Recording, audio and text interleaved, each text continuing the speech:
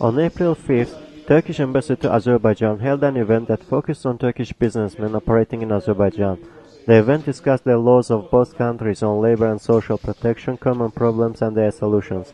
Hulusi Kılıç, Turkish ambassador to Azerbaijan, spoke on Turkish businessmen's investments in the economy of Azerbaijan and their contribution to the development of local economy.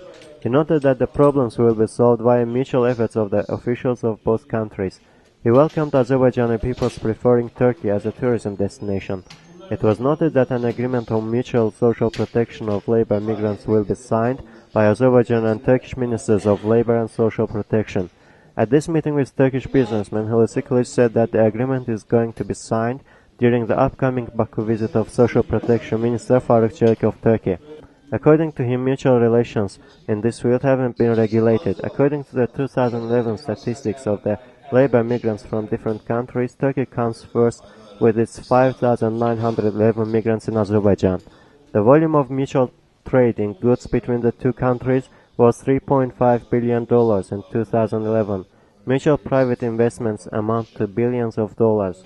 On October 25, 2010, President of Azerbaijan Republic and Turkish Prime Minister signed an agreement on Petkim project. The value of the project is $5 billion. In addition, the construction of Baku-Tbilisi-Kars railway is going to be completed. Millions of tons of load will be shipped through this railway from Asia to Europe.